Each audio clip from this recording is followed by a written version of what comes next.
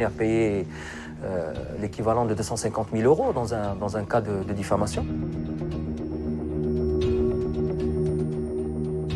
Et que s'est-il passé avec ces deux journalistes français accusés en août 2015 d'avoir négocié 2 millions d'euros en échange de leur silence?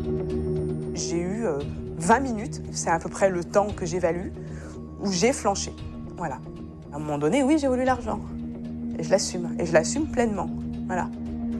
Malgré les crises, le lien qui unit la France au roi du Maroc est indéfectible.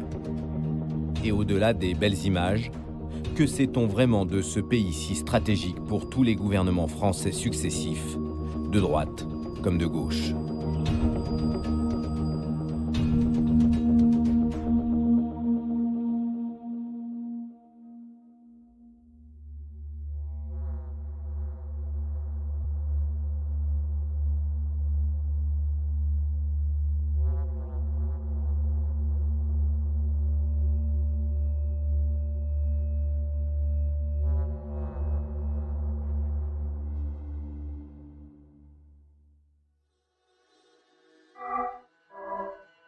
Le père de Mohamed VI est un monarque autoritaire et intraitable. Hassan II va enseigner le métier de roi à son fils aîné comme il dirige le royaume, au doigt et à l'œil. Dans l'ombre de cette figure omniprésente, le prince héritier peine à trouver sa place. Son enfance atypique est rythmée par les voyages et les cérémonies officielles. Grandir sous l'ombre de Hassan II n'est pas facile.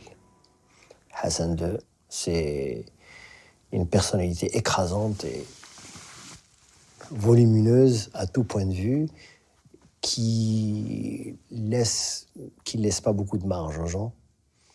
Et en plus de cela, avoir été identifié très tôt par son père comme son successeur, le plaçait dans une position très difficile.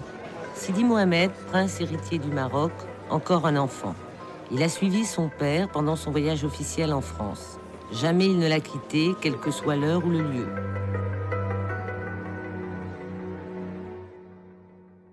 Monseigneur, voulez-vous commencer? Le meunier, son fils est là. Le prince héritier grandit au Collège Royal, une institution totalement fermée au sein du palais royal de Rabat. De 15 ans, si j'ai bonne mémoire, allaient vendre leur âme un certain jour de foire. Au Collège Royal, il côtoie des enfants sélectionnés parmi les plus brillants du royaume. Sankolo, c'est la littérature